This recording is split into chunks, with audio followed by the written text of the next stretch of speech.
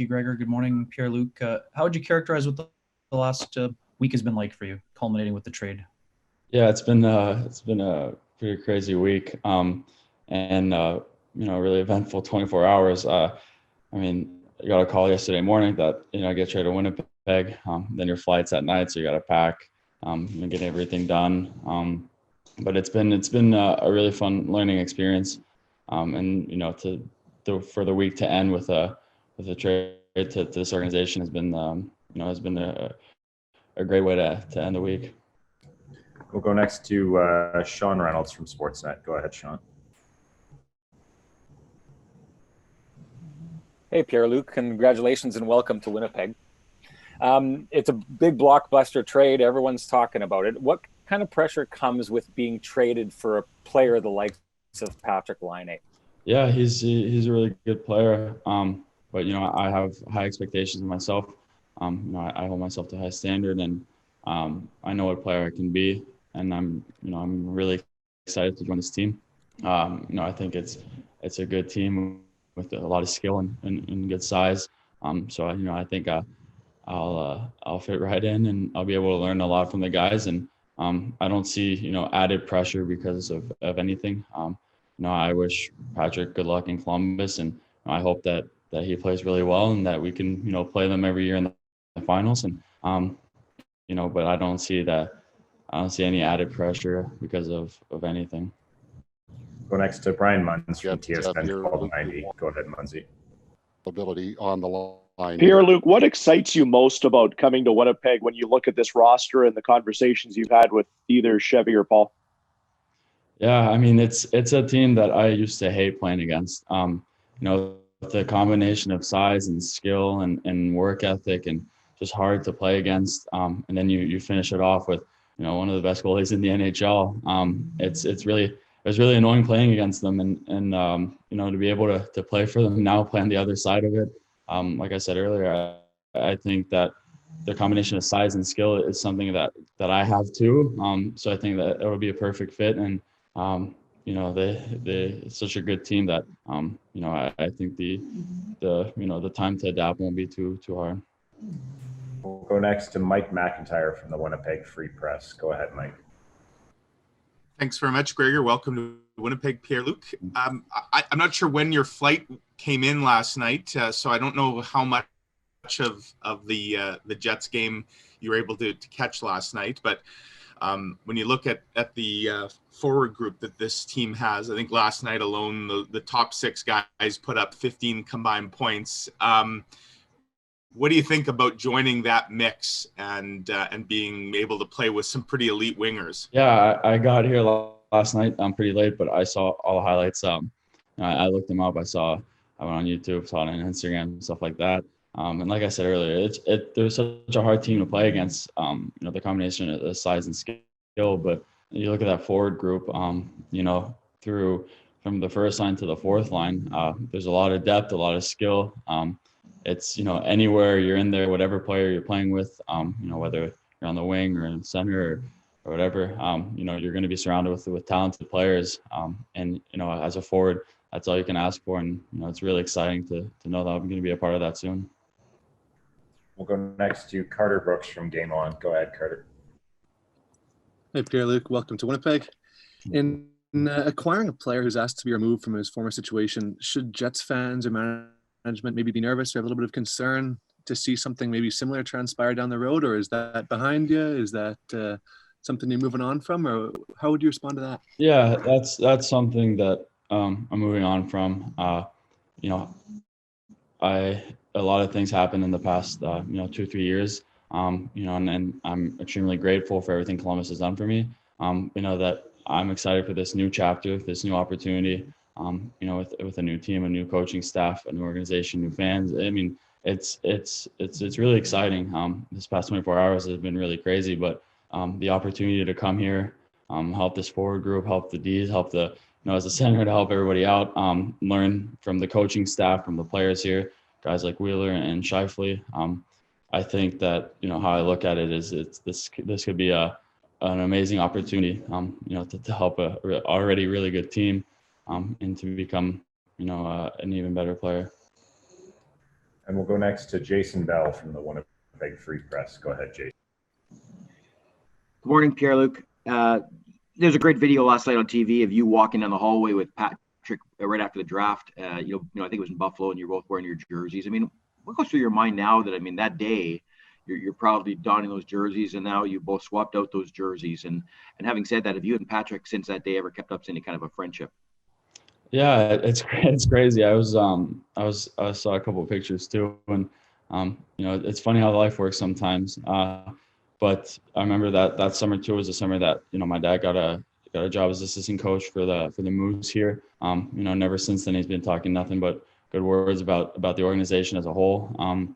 And yeah, it's crazy sometimes how stuff like this can happen. But through the years playing against him, he's a really good player. On the ice, whether it's just hello at the face-off or something like that.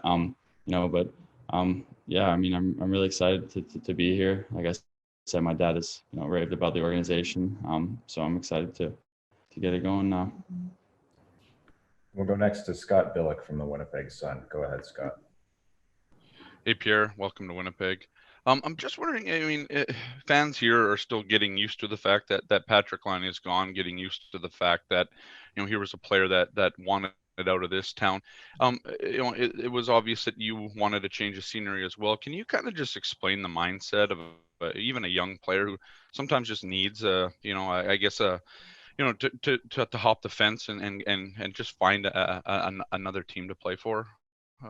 Yeah, I can't speak on behalf of Patrik, but for myself, like I said, it was a long process.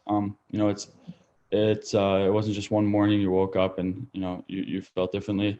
There's a lot of stuff that happens, and without going into detail, I just think that sometimes you have to remain true to yourself, and how you feel, and and how you think, and I thought that as the more the negotiations were going forward, you start to think about more things and start to have more conversations, and I wanted to remain true to myself, true to the team there, to the fans and to my teammates, and that was the decision I took. And like I said, regarding Patrik, I can't speak on his behalf.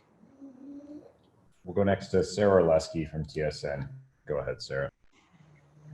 Hi, Pierre-Luc. Just wondering, what are the next couple of weeks? Do you anticipate them being like, now that you've recently crossed over here and you have the quarantine that you have to contend with while trying to make sure that you're ready to go when that 2-week period ends? Yeah, it's I talked yesterday to Paul and Kevin, and they said that they want to be a part of the meetings. They're gonna try to do something on Zoom so I can be a part of the team meetings. I'm going to be watching every game, trying to do some video, learn the forecheck, learn, everything, learn, tendencies for players. So when the games start and when I get to practice, I haven't missed a beat. And, the quarantine, obviously, maybe the, physically part, it's a little more challenging, but there's always ways to get ready. And, I'm willing to do whatever it takes to be ready for that first practice and that first game. And we'll go next to Murat Atesh from The Athletic. Go ahead, Murat. Hi, Pierre-Luc. Good morning. Thanks for doing this, and welcome to Winnipeg. Just to by way of introduction to your on-ice skill set, Jets fans will know your work from your status in the Western Conference, but what are your strengths, even strengths, special teams? What do you bring to the table here in Winnipeg? I'm a two-way forward. I'm a two-way center. I can play well defensively. I can play well offensively. I can block shots. I can hit. I can score. I can pass. I try to be the guy that does everything out there and supports his winger, supports his defenseman, talks. I think that ever since I was a kid growing up with a dad as a coach, he tried to instill in me details of the game, stuff that don't necessarily appear on the stat sheet, but that at the end of the game matters, because the only thing that matters is to win. And, goals and assists are important, but so are, having a good stick and good positioning and all those small details. And that's something that I try to do in the game. And, I'm still learning, but that's what Jets fans can expect from me. Next to Gemma Karsten-Smith from the Canadian Press. Go ahead, Gemma. Hi, Pierre-Luc.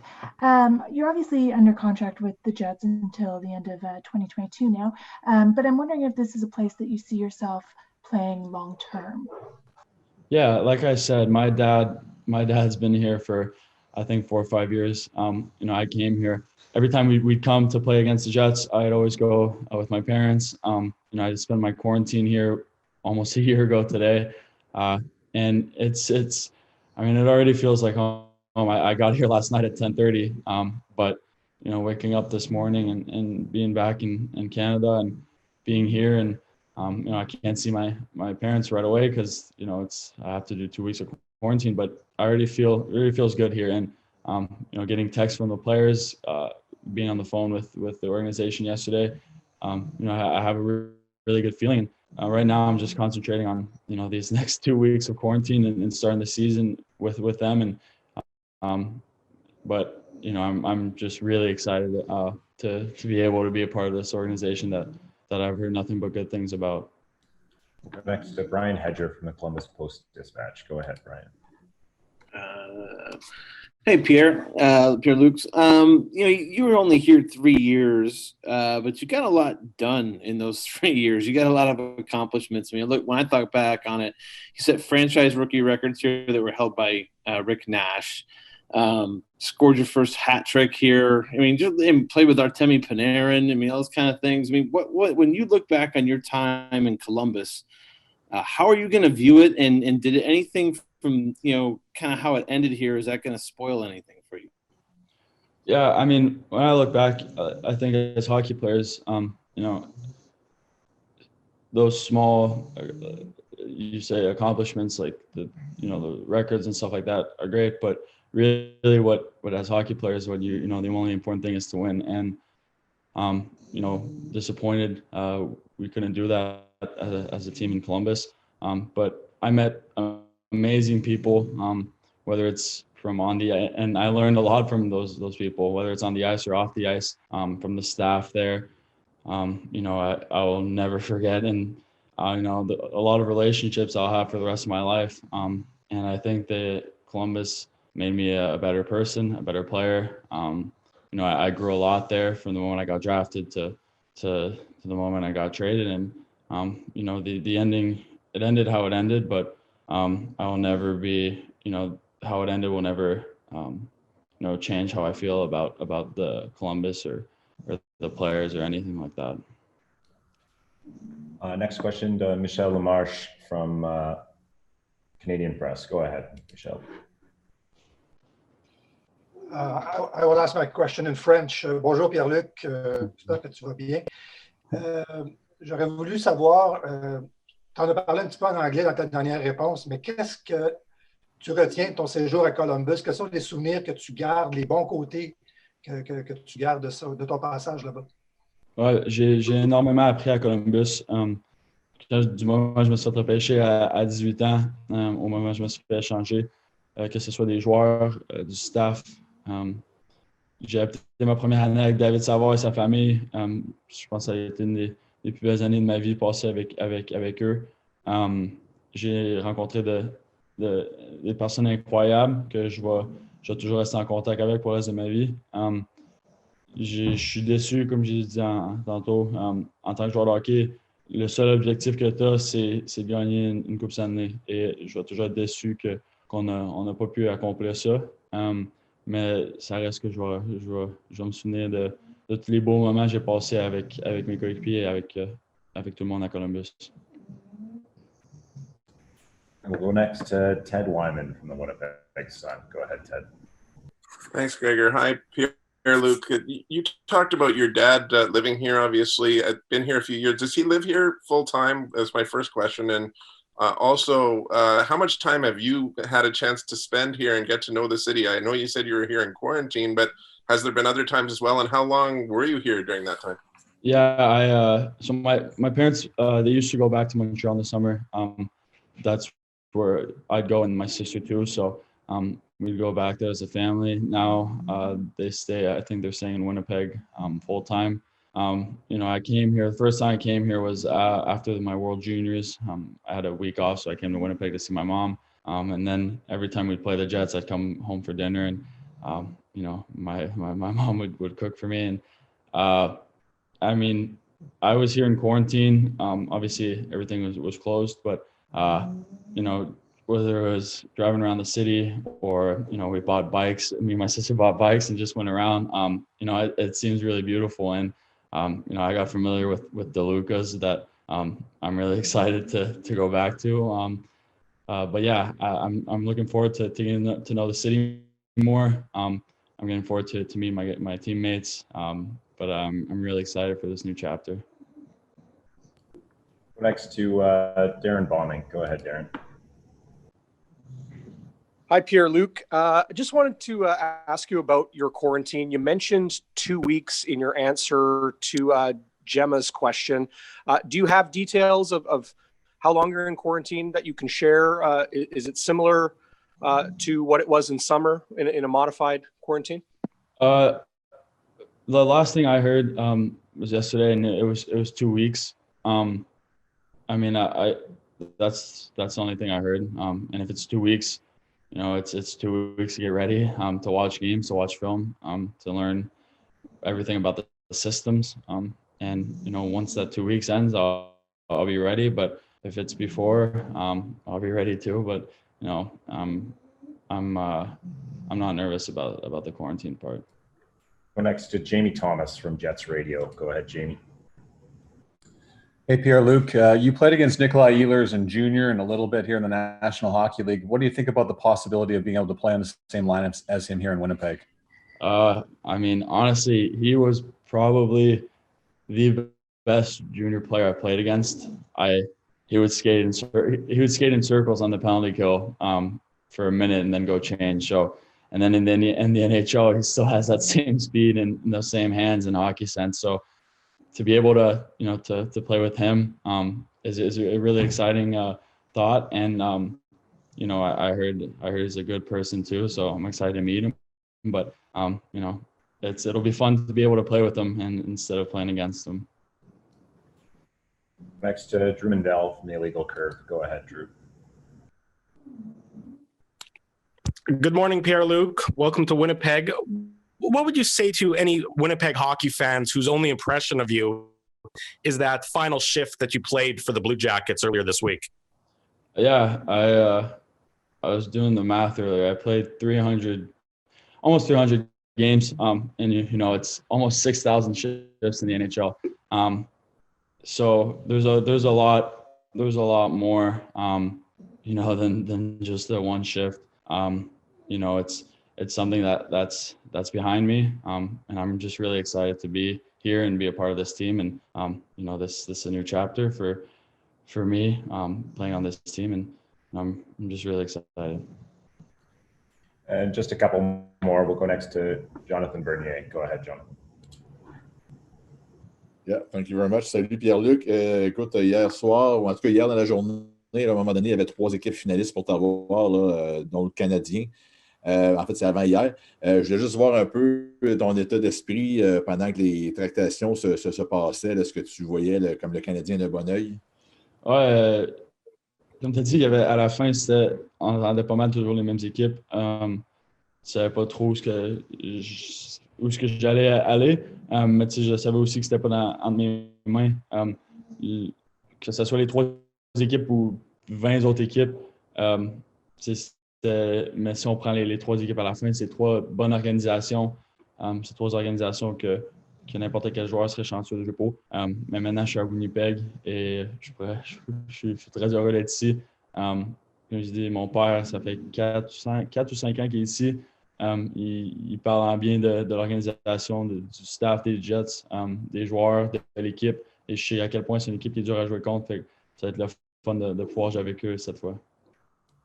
And final question to Philippe Lehoux. Go ahead.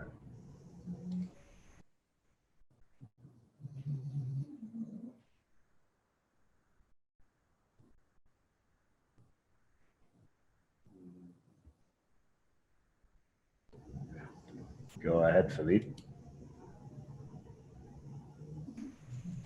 Oui, est-ce que vous m'entendez?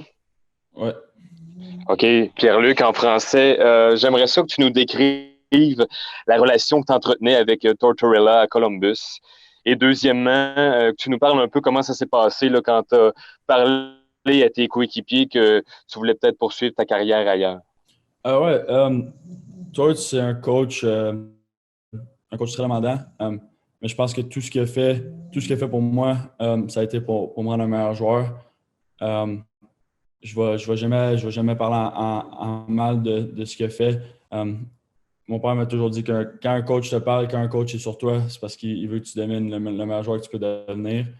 J'apprécie ça. Et pour la deuxième partie de la question, j'avais parlé au gars. Ça n'a pas été une conversation facile, dans le sens que ça a été un peu émotionnel. J'adore toute la chambre à Columbus, j'adore les gars. J'ai beaucoup d'amis, beaucoup de gars que je vais toujours rester ami avec pour le reste de ma vie. Je sais qu'en bout de ligne, on est des coéquipiers, mais on est surtout des amis et on est des humains. Et je pense que en tant qu'ami, tout ce que tu peux souhaiter, c'est que ton ami soit heureux. Et je pense que tous les gars là-bas l'ont compris. Comme j'ai dit, ça n'a pas été facile, mais ils ont compris pourquoi.